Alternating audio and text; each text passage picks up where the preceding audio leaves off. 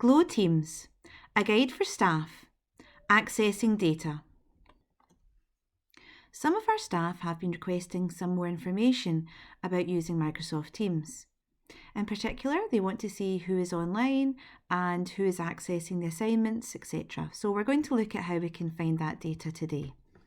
So when we go over here, we notice that there is a plus sign in our tabs.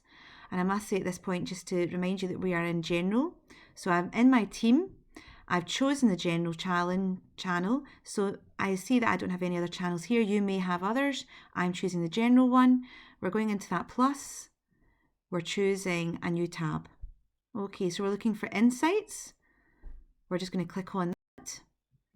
And then I'm going to untick post to the channel about this tab because we don't need to have that information. I'm going to click save, and at this point I should just say to you that the pupils won't be able to see this in your class team, and that also we've found that it's not currently working with staff teams. So if you're in a team that's all staff, it may not work in there, but it does work with our pupils. Now, once again, the team that I'm using is just an example, and we have permission for this pupil to be in the video. Along the top, you can see here there's options for specific days so that you can access what's been happening, 7 days, 30 days, or all time. So I'm going to click all time here, and you can see that this person has been active. If they were not, there would be an exclamation mark beside their name, just here, a red exclamation mark. Now, there is some data here about on-time assignments, but I'm looking to really understand something about one pupil in particular. So I'm going to choose all students, and I'm going to choose which one I want to look at. Now, I only have one, but at this point you could choose somebody that you're looking for. You can type in this box to find that person. So once I've had a look at what the information is I want to learn about, I can then export it to Excel. So I'm going to just open up the Excel just now to show you what that looks like.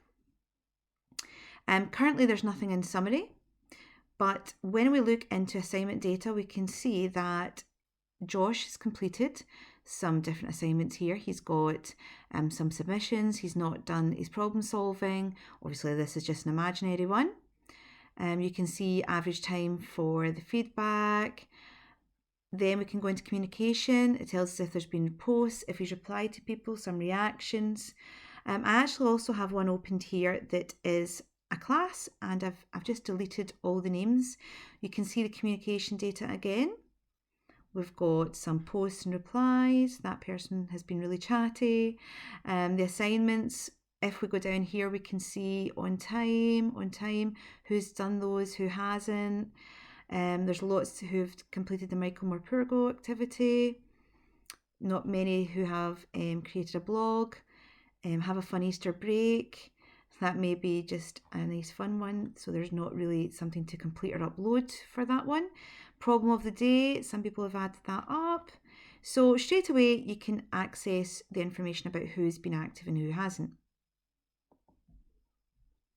When we go back into Teams, there are a few other options we've learned over the last few weeks.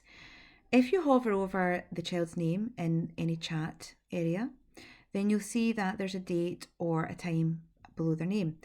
For Josh, underneath his name is the 6th of the 4th.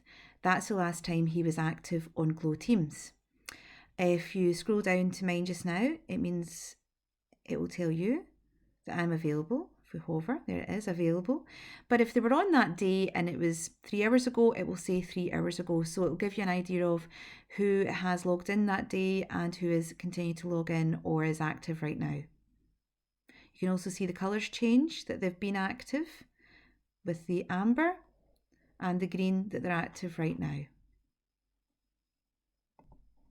If you're looking for a quick overview, however, of how active your team is, if you choose the 3 dots beside your team name, and then you choose Manage Team,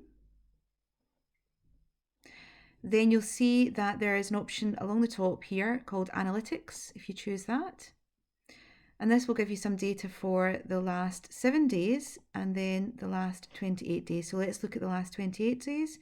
We've had 3 users. Well, we've only got 3 members. 9 messages. We've got some information here. There we go. So it's a quick overview of really which days have been most active. We can have a look at the last 7 days.